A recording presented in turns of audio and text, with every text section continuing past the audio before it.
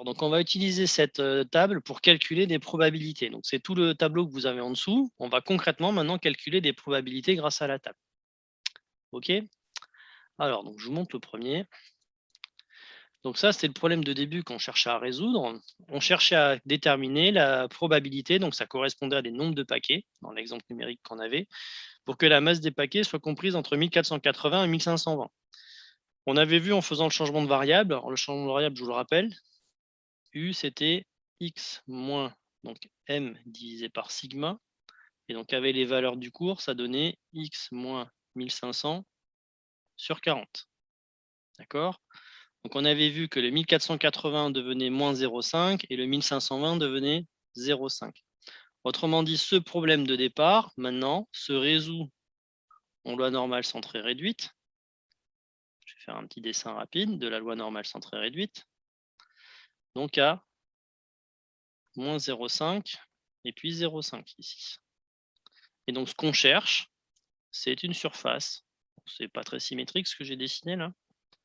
Mais c'est cette surface-là. D'accord? Et c'est ça qu'on cherche à résoudre. Donc, lorsqu'on a ce calcul de probabilité à faire, la première chose qu'on peut écrire, c'est que lorsqu'on a ici un encadrement d'une certaine valeur, ça, par définition, ça va valoir, comme pour les calculs intégrales, une différence de deux fonctions de répartition. C'est la fonction de répartition de la borne de fin, donc ici phi de 0,5, moins la fonction de répartition de la borne de début, donc de moins 0,5. C'est comme si ce schéma ici, on était en train de dire, c'est cette loi normale avec la valeur 0,5 et puis je connais toute la fonction de répartition et je lui soustrais une autre fonction de répartition, et cette fois-ci pour la valeur moins 0,5. Ok, je soustrais la partie à gauche. D'accord? Il devrait me rester que le morceau du milieu. Ça va?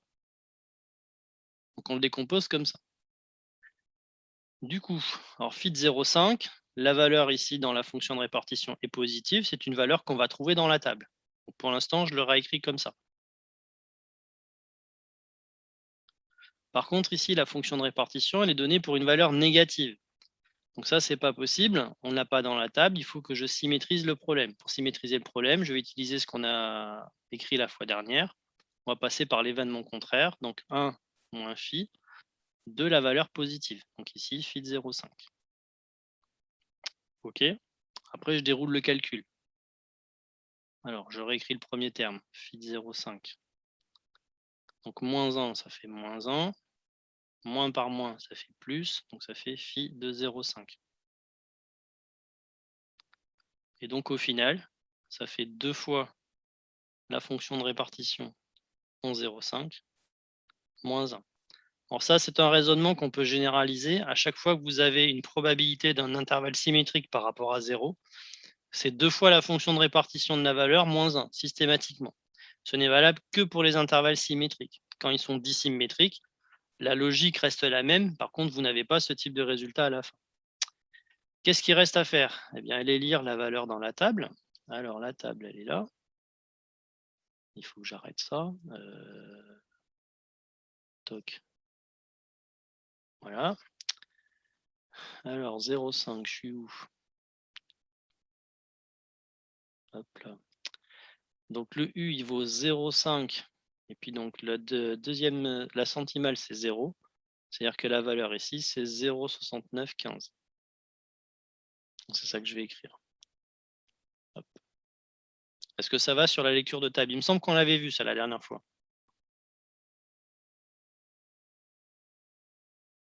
Bof, pas vraiment. Bof? Bah moi j'étais pas là, j'étais en CCF. Ah. Bah, moi, je vois pas trop c'est quoi. Est-ce qu'il y a besoin de remontrer? Oui. Oui, je vous montre. Alors, Oui. hop, je reprends la table. Je vais même grossir.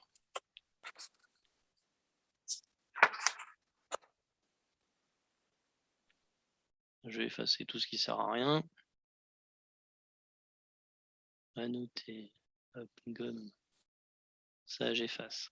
Donc, les valeurs de U sont données. Il est décomposé, en fait, le terme U.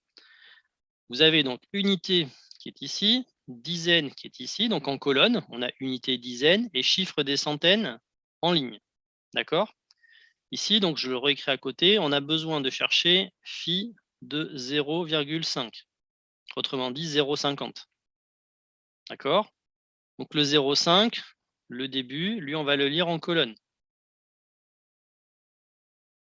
Donc le 0,5, il est là, sur la table. D'accord? Et puis donc le dernier, 0,50, ça, on va le lire en ligne. Donc en ligne, c'est le premier chiffre, c'est 0. Et on cherche en fait le nombre qui est à la rencontre de la ligne et de la colonne. Donc ici, c'est 0,69,5.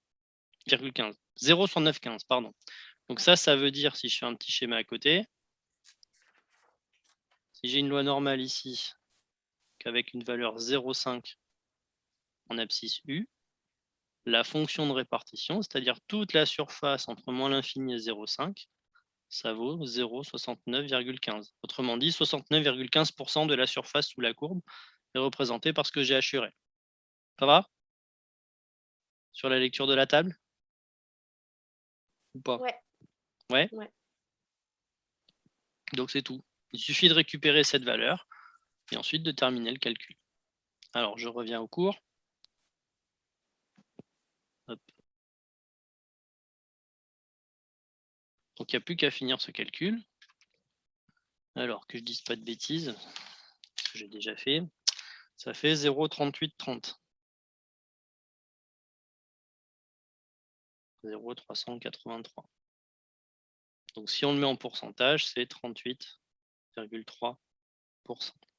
OK? Donc ça veut dire que la question de départ qui était combien il y avait de paquets qui ont une masse comprise entre 1480 et 1120 grammes, eh bien si les paquets se distribuent selon une loi normale de moyenne 1500 d'écart type 40, il y a grosso modo 38% des paquets qui sont compris dans cet intervalle de masse. Ça y est, on a fait le calcul. Et ça, c'est la question de départ. Est-ce que ça va? Ouais. C'est bon, pas de questions? On continue sur le même principe, on va en faire quelques-uns du MAD, comme ça. D'accord? Ok. Après, une fois que vous en aurez compris quelques-uns, ça va être routinier, ça va être un petit peu tout le temps la même chose. Ok. OK? Je peux effacer tout ça? Ouais. Alors j'efface. Hop. Et je passe à la suite. Alors, le prochain calcul qu'on me demande maintenant, c'est je cherche la probabilité pour que la masse des paquets soit inférieure à 1520. Première chose qu'on fait, c'est transformer le x en u via le changement de variable. Donc, je vais le renoter quelque part, le changement de variable, je vais le mettre sur le côté. Lui, je n'ai pas trop y toucher. Donc, u est égal à x moins 1500 divisé par 40. On fait toujours ce changement de variable. Donc ici, x vaut 1520. Donc si je fais le calcul pour 1520, 1520 moins 1500 divisé par 40, bah, ça fait 0,5. Autrement dit, je cherche la probabilité pour que U soit inférieur ou égal à 0,5. D'accord? Donc là, c'est le changement de variable. Je passe donc en loi normale, sont très réduites. Donc si je fais un petit dessin à côté, je cherche. Hop, voilà. On va faire entrer, c'est mieux. Ça, d'accord. Hop. Et donc une petite courbe. C'est plus propre. Donc le 0, il est au milieu. Le 0,5, il est par là. Et donc on cherche toute cette partie à gauche. Ça, par définition, c'est la fonction de répartition pour 0,5. Donc c'est tout simplement phi de 0,5. On vient de nous trouver dans la table pour l'exemple précédent, c'est exactement la même valeur. Donc c'est 0,6915. Si on le met en pourcentage, c'est 69,15%. Donc 69,15% des paquets ont une masse inférieure à 1520 grammes. Ça, c'est le cas le plus simple en calcul de probabilité. C'est lorsqu'on a une simple infériorité et que la valeur est positive. En loi normale, sont très réduites. Là, il n'y a pas de subtilité. Ça va?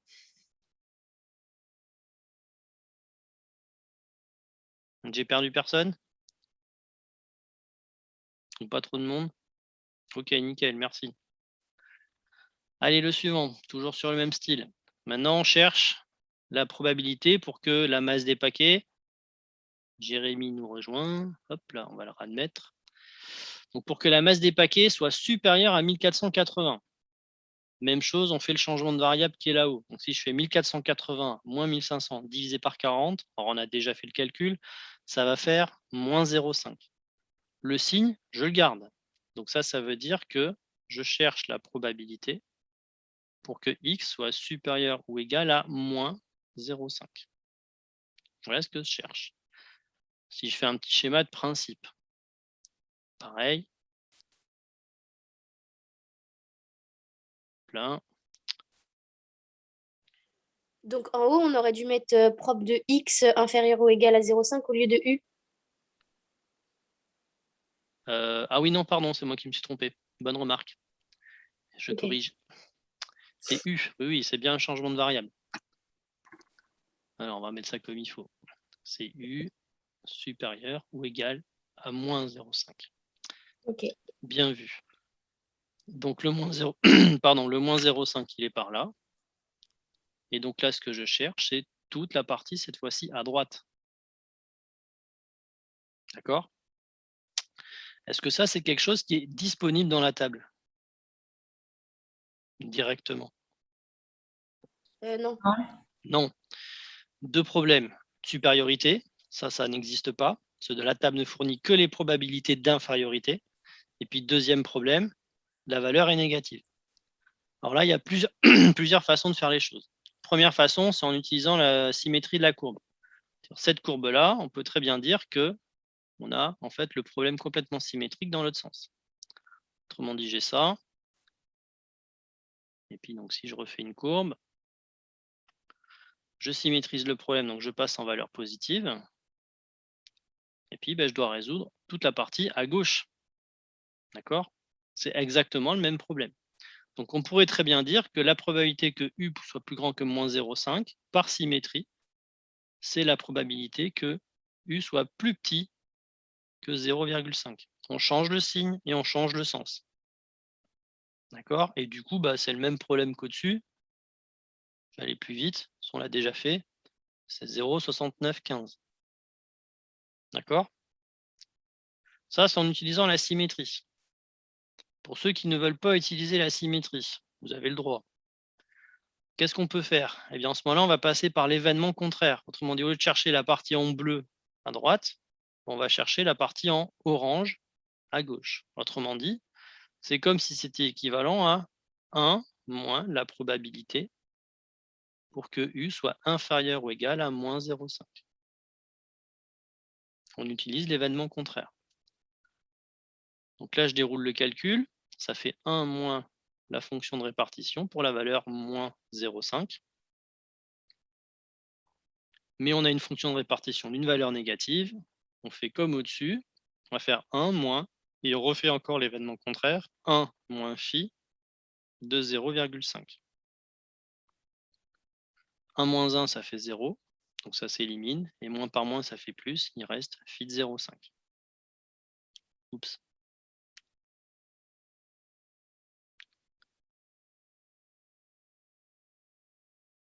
Et puis pour les mêmes raisons, ça fait le même résultat. D'accord? Alors c'est plus long à écrire, mais on n'utilise pas la symétrie de la courbe. Alors ça va être à vous de voir ce qui vous paraît le plus efficace.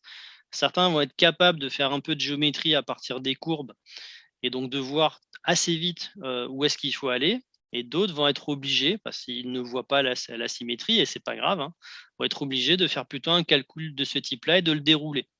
Mais normalement, on retombe sur nos pattes. Donc ça peut être plus ou moins rapide. Ça va être à vous d'écrire le chemin qui vous paraît le plus simple.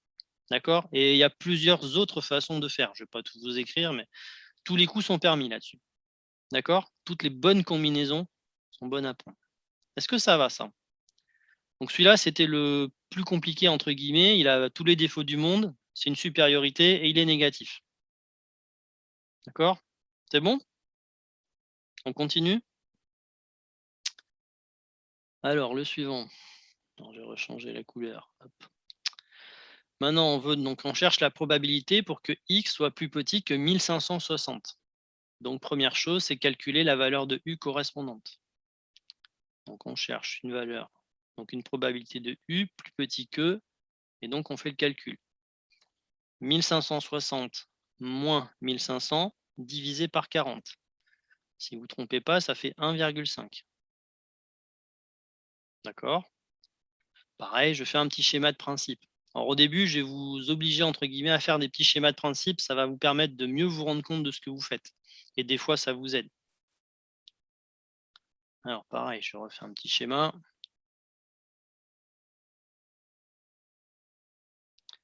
Donc, le 0 est là, le 1,5 va être par là. Et donc, c'est tout ce qui est plus petit que. Donc, tout ce qui est à gauche. Bon, à vue de nez, ça va être un nombre qui va être proche de 1. On a presque toute la courbe. D'accord? Sans faire de calcul. Donc, je cherche la proba pour que u soit plus petit ou égal que 1,5. Ça, par définition, ça s'appelle une fonction de répartition. Ça se note phi pour la loi normale. Et c'est donc la fonction de répartition de phi de 1,5. Et phi de 1,5 se trouve dans la table. Est-ce que je vous laisse chercher la valeur? Et puis vous me proposez la valeur. Pour l'instant, je ne vous dis rien. Puis quand vous avez trouvé, vous proposez ça. Je vous laisse faire 30 secondes. Ok. Voir si vous dépatouillez tout seul de la table.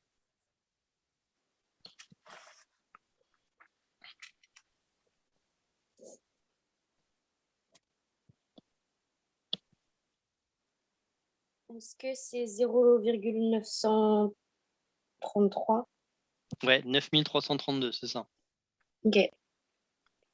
Alors, vu qu'elle a 4 En fait, chiffres, on- on met les 4 chiffres, mais. En Oui. fait, on prend tout le temps on prend tout le temps pour la colonne 0. Alors, s'il n'y a pas de chiffre là, oui.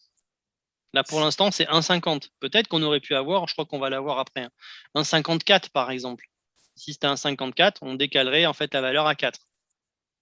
Là, pour l'instant, alors je peux le réécrire, hein, la deuxième Ok. centaine, le chiffre des centaines vaut 0. Ok, d'accord. OK? Est-ce qu'il y a besoin de réexpliquer la lecture de la table ou ça va pour tout le monde? Ou je remonte sur cet exemple? Non, ça va. Pas de difficulté particulière? OK. Donc ça y est, le résultat, on l'a, c'est ça. Alors si on joue en pourcentage, hein, ça fait 93,32%. Donc on était presque à 100%. Donc le schéma est cohérent. Parfois, le schéma vous permet de vérifier que vous ne vous trompez pas trop, que la valeur que vous trouvez est cohérente avec ce que vous assurez sur votre schéma. Là, on avait à peu près compris que c'était proche de 100%, donc c'est complètement cohérent. C'est bon, on passe au suivant? Alors, le suivant, donc on cherche la probabilité pour que x soit inférieur à 1398,8. Donc, on veut savoir le nombre de paquets dont la masse est inférieure à cette masse-là. Pareil, on commence à faire le changement de variable pour passer en loi normale centrée réduite. Donc, on passe à variable u, on ne change pas le sens, et donc il faut faire 1398,8 moins 1500 divisé par 40. Alors, je vous passe le détail du calcul, je vous donne la valeur. Ici, ça fait moins 2,53. Vous voyez qu'on a un chiffre des centaines maintenant. Hop. Donc pareil, petit schéma de principe.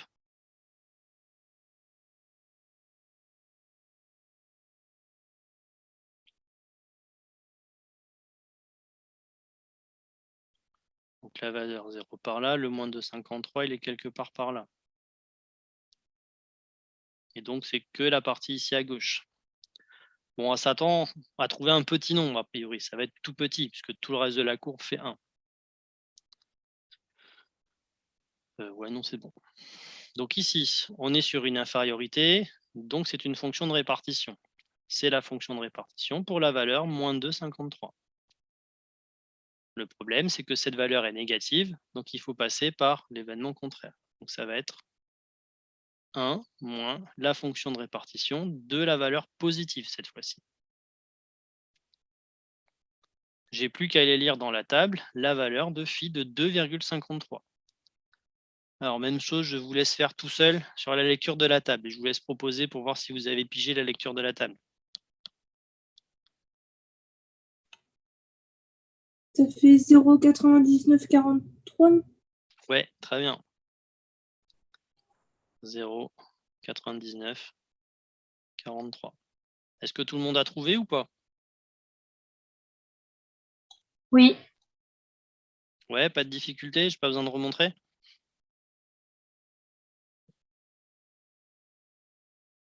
Ok. Alors, donc on finit le calcul, ça donne 0,0057. Donc ça, si on met en pourcentage, c'est pas une obligation à chaque fois de le mettre en pourcentage. Ça fait 0,57%. Donc on n'a même pas 1% des paquets qui sont inférieurs à cette masse-là, d'après cette loi normale. Ça marche? Pas de questions, c'est bon? Alors on continue sur les 3 derniers. Alors je vais effacer cela, je n'ai pas effacé le dernier pour l'instant. Hop.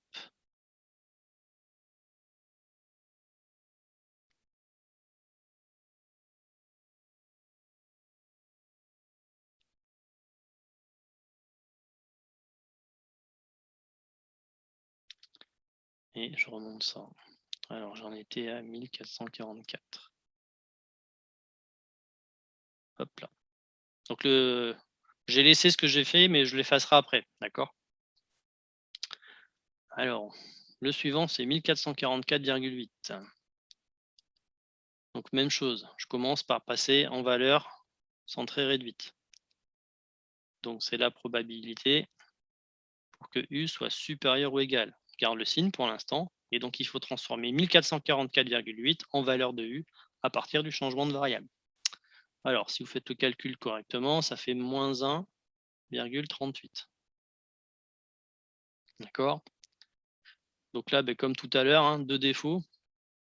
La valeur est négative et on a une supériorité. Donc, je vous fais le schéma de principe quand même.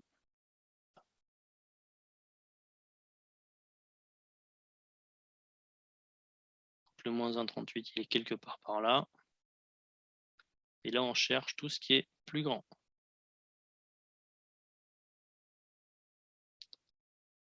Eh bien ça, soit vous dites, ok, c'est la même chose.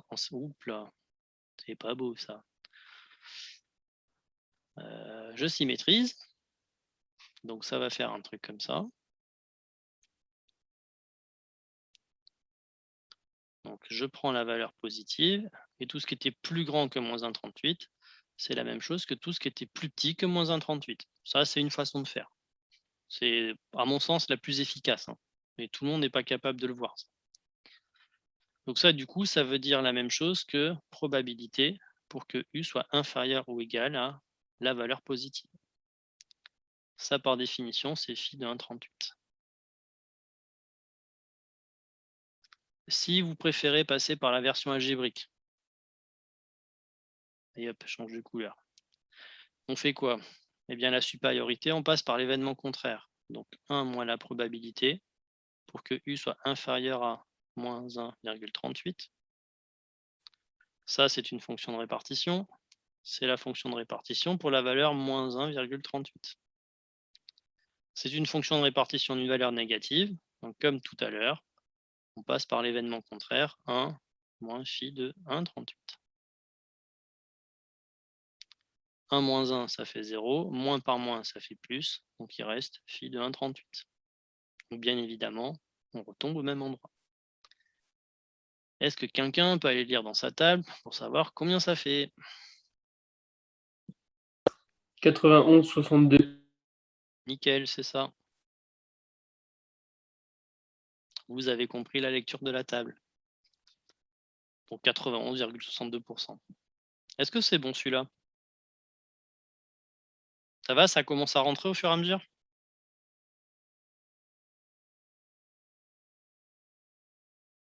Ouais. Allez, on attaque les 3 derniers. Alors maintenant, on cherche la proba pour que x soit compris entre 1460 et 1540. Donc première chose à faire, on passe en loi normale centrée réduite. Donc on va encadrer la valeur de u. Alors, pour 1460, si on fait le calcul, ça va faire moins 1. Et puis là, ça va faire 1. Alors, deux versions. Ceux qui ont compris. Non, pardon, je vais faire le schéma d'abord.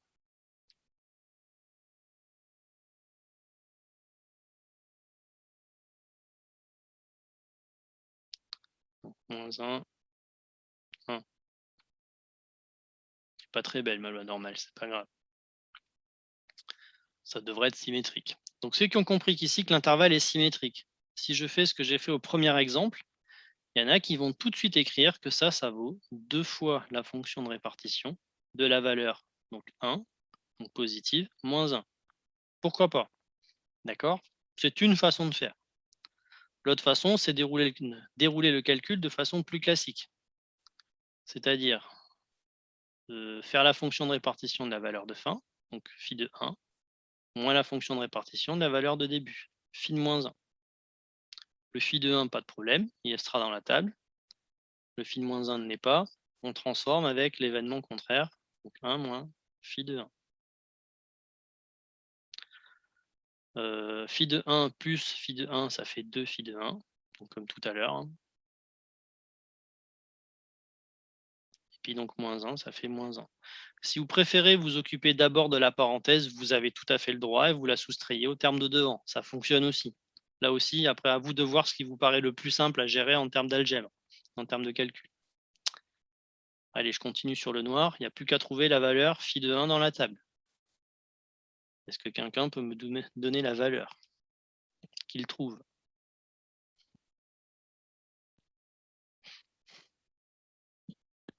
« 84,13 ». C'est ça.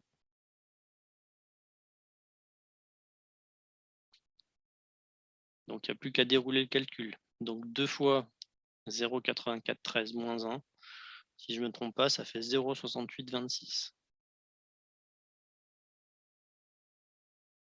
Donc, un peu plus de 68% des valeurs sont compris entre 1460 grammes et 1540 grammes. Ça va pour celui-là?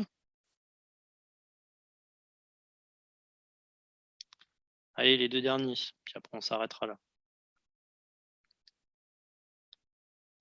Alors, sur le même principe. Hop. Donc pareil, on cherche la probabilité d'un encadrement. Je vais mettre de la couleur, ça sera mieux. Hop.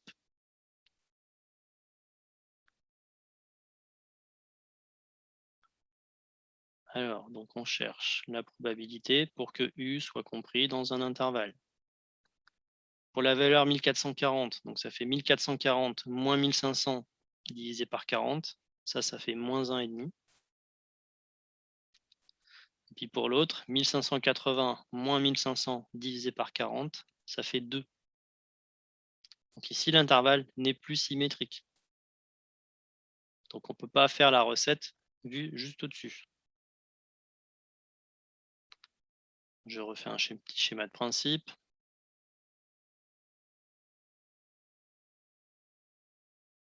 Donc le 2, il est par là. Le moins 1,5, on va dire qu'il est par là. Et donc on cherche toute cette surface-là. Donc là, visuellement, on s'aperçoit qu'on est presque sur l'intégralité de la courbe, donc on ne doit pas être trop loin de 1. Alors, même recette qu'au-dessus sur la version en noir. Lorsqu'on a un encadrement, c'est une différence de fonction de répartition, bord de fin moins borne de début. Pardon. Donc c'est phi de 2 moins phi de moins 1,5. La valeur positive, pas de problème, on va pouvoir la lire dans la table. Pour l'instant, je réécris. On pourrait mettre la valeur numérique à cette étape-là, hein, c'est pas un problème. Fonction de répartition de la valeur négative, je change, je fais 1 moins la fonction de répartition de la valeur positive. Je fais sauter mes parenthèses, ou alors je m'occupe du calcul dans la parenthèse, c'est comme vous voulez. Moi, je les fais sauter. Donc moins 1, ben, j'ai moins 1, et moins par moins, ça fait plus. Donc phi de 1,5. Cette fois-ci, il faut que j'aille chercher deux valeurs dans la table. Phi de 2, phi de 1,5. Alors, est-ce que quelqu'un peut me donner la valeur de phi de 2, s'il vous plaît? Je sais que ça commence par 0 déjà. C'est obligatoire. 0,9772. C'est ça. 0,9772. Donc moins 1 et plus, bah pareil, la valeur de 1,5. On a dû la... 0,9332. Voilà. Vous tapez sur tout ça sur votre calculatrice et ça vous fait 0,9104. Voilà ce que ça donne. Donc 91% des valeurs qui sont compris dans cet intervalle de valeurs. Ça marche ça? Allez, un petit dernier pour la route. On veut maintenant que la valeur de x soit comprise entre 1400 et 1620. Donc pareil, on fait un changement de variable. On passe en loi normale centrée réduite. Alors pour la valeur 1400, ça donne moins 2,5. Et pour 1620, ça donne 3. Là encore, on va faire un petit schéma de principe. Est-ce que je peux descendre? Oui. Plein.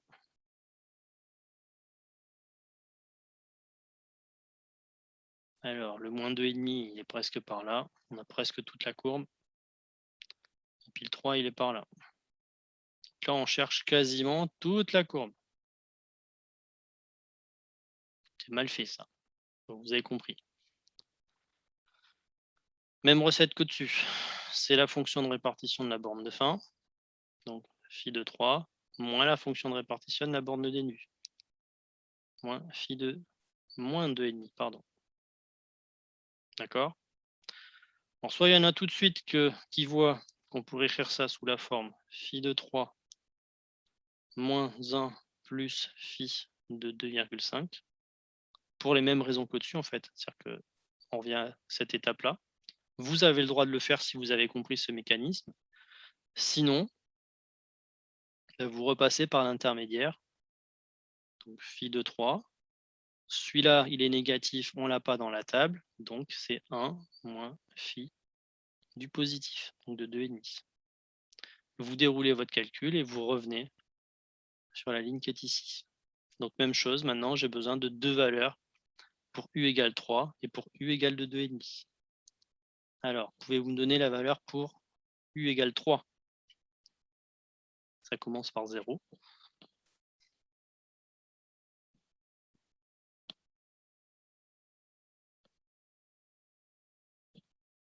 Euh, 0,9987. C'est ça. Moins 1 plus 0,9938. C'est ça.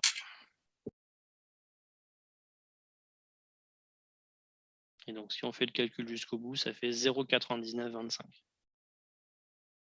Donc, quasiment 100%. 99,25% des paquets ont une masse comprise entre 1400 grammes et 1620 grammes. D'accord? Ça veut dire ça. C'est-à-dire qu'il y a seulement 0,075% des paquets qui ne sont pas dans cet intervalle de masse. D'accord? Est-ce que vous avez compris ça? Est-ce que vous avez des questions?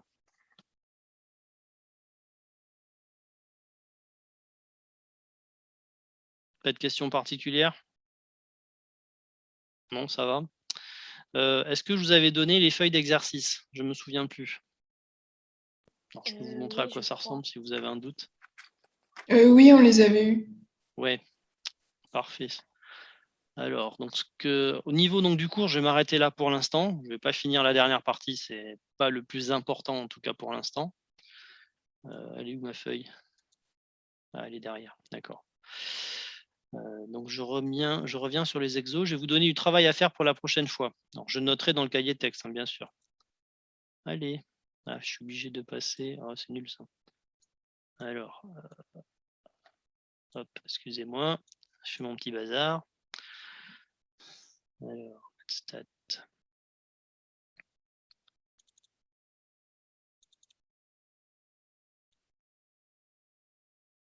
Loi normale, les exos.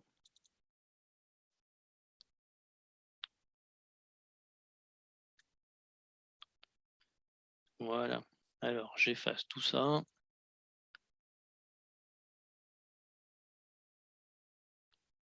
C'est où que j'efface? C'est là. Voilà. Vous voyez la feuille d'exercice que j'ai mis sous les yeux là? Enfin, à l'écran plutôt. Ça ressemble à ça. Vous avez la même chose? Oui, on a la même. Alors, ce que je vais vous demander, en fait, c'est de faire l'exercice 1. C'est exactement ce qu'on vient de faire, en fait. D'accord? Alors, attention, vous êtes déjà en loi normale centrée réduite. C'est-à-dire qu'en abscisse, ici, ce sont des valeurs de U, pas des valeurs de X. Donc là, pour l'instant, il n'y a pas de changement de variable. C'est, on va dire, une simple application bête et méchante de l'utilisation de la loi normale centrée réduite, donc avec les tables. D'accord? Et je vais vous demander d'essayer de réfléchir à l'exercice numéro 2. L'exercice numéro 2, c'est le problème inverse. Alors, je vais juste le décortiquer un tout petit peu avec vous pour vous mettre sur la piste, au moins le premier. L'objectif, en fait, c'est de lire la table à l'envers. Alors, je vais aller chercher mon pad. Je vais mettre comme ça.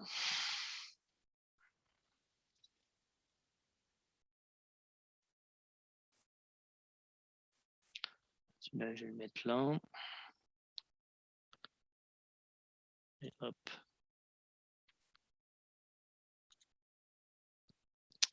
Alors, je vais juste démarrer avec vous l'exercice 2, donc c'est le petit 1, juste pour vous montrer comment ça marche. D'accord?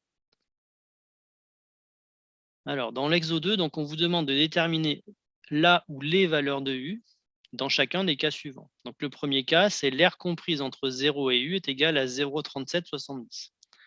Qu'est-ce que ça veut dire? Donc, première chose, on va se faire un petit schéma. Qu'est-ce qui m'embête? On s'en fout, ça. Je peux dessiner? Ouais. Donc là, j'ai mon axe U. J'ai une loi normale centrée réduite. Ah, il me le redessine, c'est nul ça. C'est où la gomme là-dessus? Je veux que tu m'effaces ça. Pourquoi il veut pas?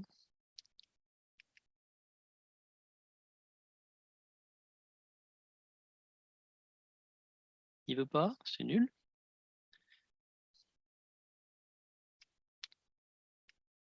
Voilà.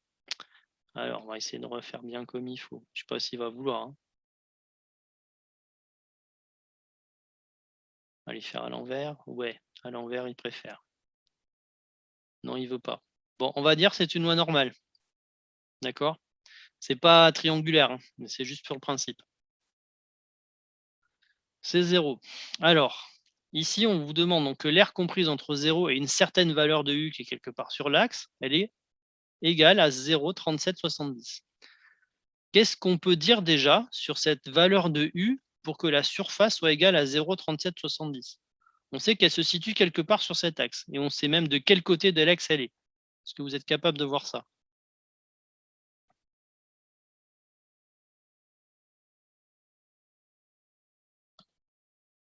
Il y a quelqu'un? On va chercher dans la table, non?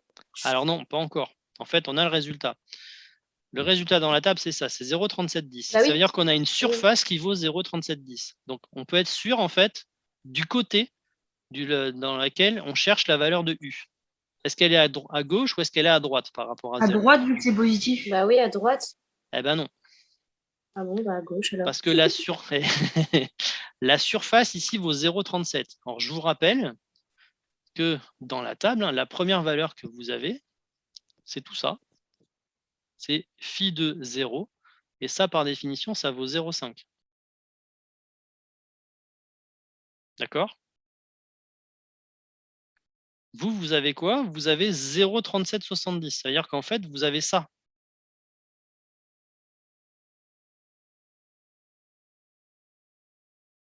D'accord? Donc la valeur que vous cherchez, elle est là. Alors, où exactement, on ne sait pas, mais elle est du côté gauche. Si j'avais été du côté droit, donc côté positif, la surface, alors c'est par exemple le deuxième, hein, aurait valu quelque chose compris entre 0,5 et 1. Vous avez compris ça?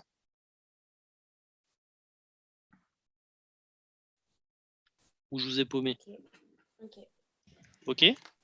Donc là, la surface est inférieure à 0,5, donc visiblement, ce qu'on cherche est du côté inférieur.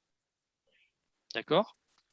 Donc, ce que vous allez chercher, c'est la probabilité pour que, alors U, je vais l'appeler U0 pour pas mélangé soit inférieur à U0, ben ça, on le connaît, c'est 0, 37, 70. Là, on connaît le résultat. Alors que dans l'exemple précédent, on cherchait en fait le résultat, on connaissait la valeur de U. Là, on ne l'a pas. Alors, le problème, c'est que ça, vous n'allez pas l'avoir dans la table, puisque c'est une valeur qui est inférieure à 0,5. Vous allez être obligé de chercher le complément, donc la partie en bleu. Autrement dit, la probabilité pour que U soit supérieur ou égal à, alors attention, ça va piquer, non, pardon, c'est U0, c'est pareil. Donc ça vaut le complément 1 moins 0,37, 70. D'accord, je n'ai pas fait le calcul, mais ça va faire 3, 2, 0,02, un truc comme ça. Non, j'ai fait un truc de trop là.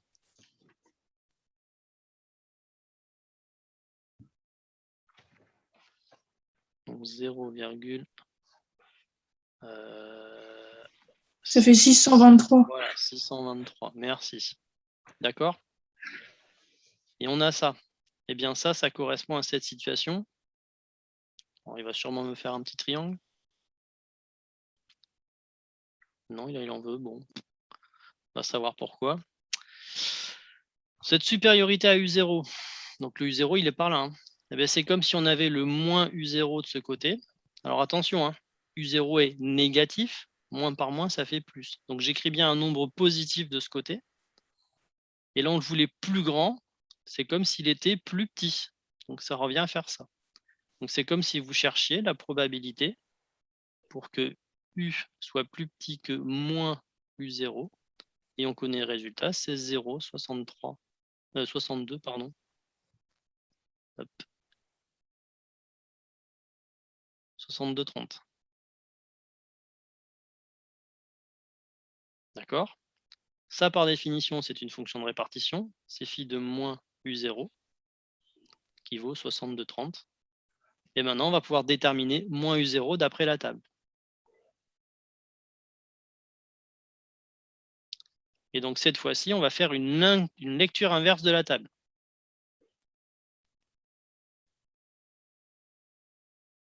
Alors, je vous montre la table. Je peux y revenir? Ouais, je peux revenir. Donc, cette fois-ci, je cherche dans la table une valeur qui vaut 0,63.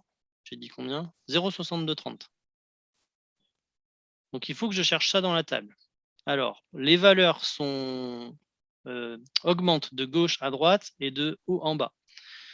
0,6230. Alors, il faut que je trouve ça. Ben, je vais être quelque part entre les deux là. D'accord? J'ai mis en surbrillance comme ça. Vous les voyez? Ça veut dire quoi? Ça veut dire que ma valeur de U, elle est comprise entre 0,31 et 0,32. Je vais simplement faire la moyenne entre les deux. C'est une approximation. Donc, c'est 0,315.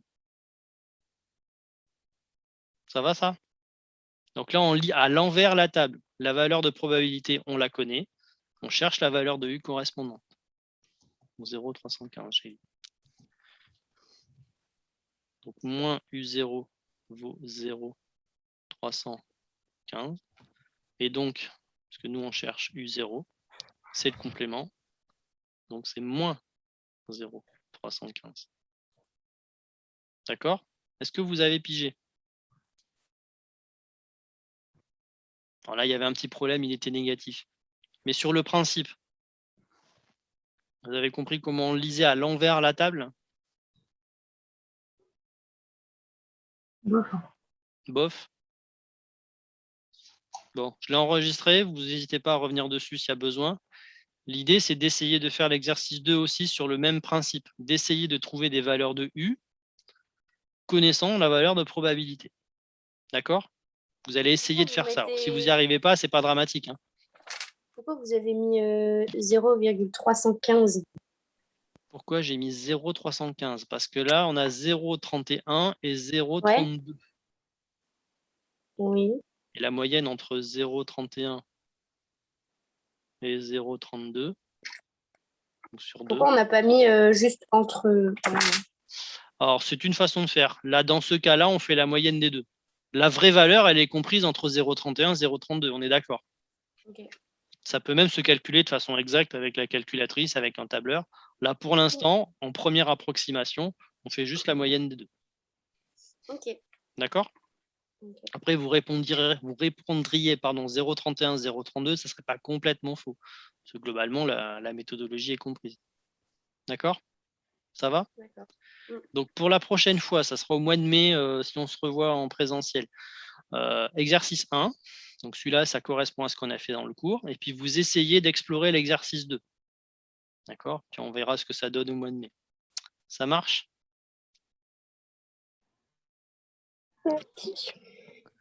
Dans le laps de temps, je ne vous donne pas de travail supplémentaire. Vous êtes déjà parti 5 semaines, ça fait déjà beaucoup.